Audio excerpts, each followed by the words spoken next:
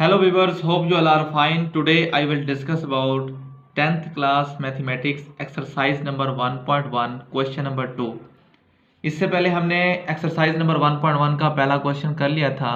वो ये था कि हम किस तरह से किसी भी इक्वेशन को उसकी स्टैंडर्ड फॉर्म में लिखते हैं जी, क्वाड्रेटिक इक्वेशन की स्टैंडर्ड फॉर्म में। आज हमारे पास क्वेश्चन है कि वो कहता है कि आप सॉल्व करें क्वाड्रेटिक इक्वेशन को बाय यूजिंग फैक्टराइजेशन। वो कहता है जी सॉल्व बाय फैक्टराइजेशन, आप इस इक्वेशन को सॉल्व करें। और आपने देखा कि ये इक्वेशन कौन सी इक्वेशन है जी, क्वाड्रेटिक इक्वेशन है। क्वाड्रेटिक इक्वेशन की ये स्टैंडर्ड फॉर्म लिखी हुई है। हमें क्वाड्रेटिक इक्वेशन की स्टैंडर्ड फॉर्म बनाने की ज़रूरत नहीं है, उसने पहले ही हमें क्वाड्रेटिक इक्वेशन दे दी है। अब हमने इसको सॉल्व करना है बाय यूजिंग फैक्टराइजेशन। तो क्वेश्चन को सॉल्व करने से पहले अगर अभी तक आपने मेरे चैनल को सब्सक्राइब नहीं किया तो सबसे पहले मेरे चैनल को सब्सक्राइब कर दें और बेल आइकन को ज़रूर प्रेस करें ताकि आपको हर आने वाली वीडियो का नोटिफिकेशन पहले से मौसूल हो जाए। जी आइए वीडियो का बाकायदा आगाज़ करते हैं। जी हमारे पास क्वेश्चन है जी x का square minus x minus 20 which is equal to 0। अब इसको हमने सॉल्व करना है by using factorisation. Factorisation solve करने के लिए हमारे पास इसका जो मेथड होता है वो ये होता है कि हमने जो हमारे पास ये लास्ट टर्म होती है और ये फर्स्ट टर्म होती है, फर्स्ट टर्म को हमने लास्ट टर्म के साथ मल्टीप्लाई करना होता है। बिलफर्ज अगर मैं क्या करूं, फर्स्ट टर्म को लास्ट टर्म से मल्टीप्लाई करूं तो ये मेरे पास 20x का स्क्वायर होता है, माइनस 20x का स्क्वायर। अब हमने क्या करना होता है, ये जो हमारे पास इधर सेंटर में होता है माइनस x, हमने इसको इस तरह से ब्रेक करना है कि अगर हम इसको प्लस माइनस करें तो हमारे पास माइनस का x बने, और अगर हम इसको मल्टीप्लाई करें तो हमारे पास माइनस 20x का स्क्वायर बने। तो देखते हैं जी, अगर मैं यहाँ पर पेयर इसको माइनस x को इस तरह से ब्रेक करूँ, माइनस का 5 लिखूँ और 4 लिखूँ। अब माइनस का 5 हो और 4 हो, इसके साथ अगर मैं x लगा दूँ तो ये देखें जी माइनस का 5x और प्लस का 4x, अगर इसको जमा नफ़ी करूँ मीन के माइनस का x बच जाएगा। तो यहाँ हमारे पास सेंटर में भी माइनस का x है, और अगर इन दोनों को मैं मल्टीप्लाई कर दूँ, माइनस का 5x जब मल्टीप्लाई होगा 4x के साथ तो ये हमारे पास क्या आ जाएगा, ये हमारे पास आ जाएगा जी माइनस का 20x का स्क्वायर, जो कि हमारे पास रिक्वायर्ड है। मीन के हमने क्या करना होता है, इस फर्स्ट को लास्ट के साथ मल्टीप्लाई करना होता है, और हमने क्या करना होता है, जो सेंटर में होता है उसको इस तरह से आप ब्रेक कर लें, इस तरह से उसको ब्रेक कर लें कि हमारे पास अगर उसको प्लस माइनस करें तो वही टर्म आनी चाहिए, और अगर उसको मल्टीप्लाई करें तो हमारे पास वो जो रिक्वायर्ड है वो आना चाहिए। यहाँ पर हमारे पास रिक्वायर्ड क्या था, माइनस का 20x का स्क्वायर था, तो ये हमारे पास आ जाना चाहिए। उम्मीद है कि समझ आई होगी। अब देखते हैं जी, हम यहाँ पर लिखते हैं, मैं लिखता हूँ जी x का स्क्वायर। अब माइनस x को मैं क्या ब्रेक करके लिखता हूँ जी, माइनस का 5x लिखता हूँ और प्लस का 4x लिखता हूँ और माइनस का 20 विच इज इक्वल टू 0। अब देखें जी माइनस का 5x है और प्लस का 4x है, इसका मतलब क्या है जी, अगर इसको दोबारा हम इसको सॉल्व करेंगे तो माइनस का x ही बचेगा ना। तो अब देखें जी, इन फर्स्ट टू टर्म में से हम x को कॉमन ले सकते हैं, x दोनों में है तो यहाँ से x का स्क्वायर x कॉमन है तो यहाँ पर x बच जाएगा, माइनस माइनस आ जाएगा। अब देखें जी x कॉमन है और यहाँ पर 5 बचा हुआ है तो यहाँ पर 5 आ जाएगा।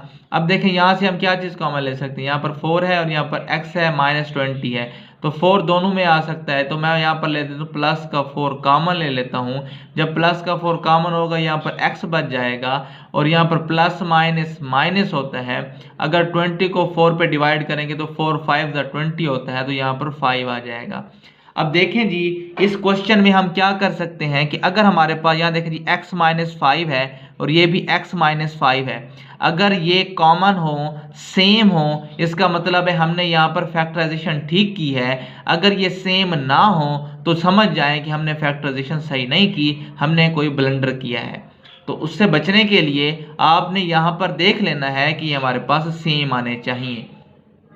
उसके बाद देखें जी, हमारे पास इधर आप कौन सी चीज़ कॉमन आ रही है, x माइनस 5 इधर भी है, x माइनस 5 इधर भी है, तो आप x माइनस 5 को क्या ले लें जी, कॉमन ले लें। उसके बाद यहाँ से हमारे पास x बच जाएगा और यहाँ पर हमारे पास 4 बच जाएगा प्लस का।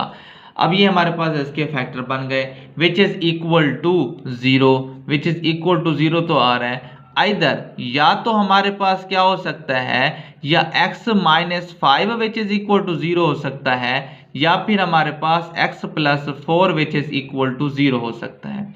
अब -5 है, दूसरी तरफ जाएगा, जाके ये क्या हो जाएगा जी, प्लस का 5 हो जाएगा। मीन कि x की वैल्यू क्या आ गई है जी, 5 आ गई है। और यहाँ देखें जी x which is equal to, अब प्लस का 4 है, दूसरी तरफ जाके माइनस का 4 हो जाएगा। तो ये हमारे पास x की वैल्यू आ गई।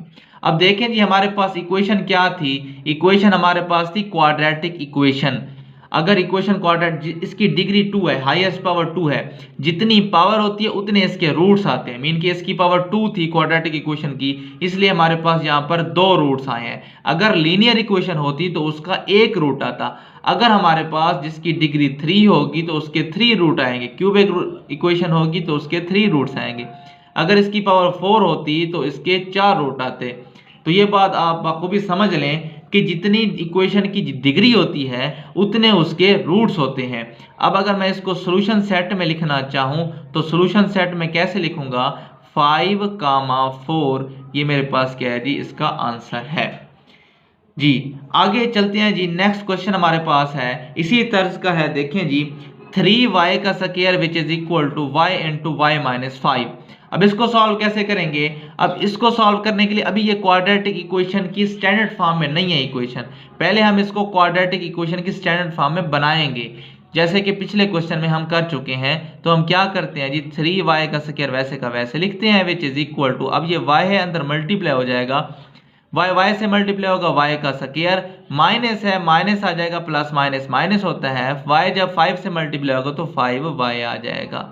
अब देखें जी, इन तमाम टर्म्स को मैं लेफ्ट हैंड साइड पे लेके आ रहा हूं, वो मेरे पास क्या है जी, 3y का स्क्वायर माइनस y का स्क्वायर, प्लस का है तो माइनस का हो जाएगा, ये माइनस का है तो प्लस 5y आ जाएगा, विच इज इक्वल टू 0। उसके बाद देखें जी हमारे पास 3y का स्क्वायर है माइनस y का स्क्वायर है, तो ये 2y का स्क्वायर बच जाएगा, प्लस का 5y बच जाएगा, विच इज इक्वल टू 0।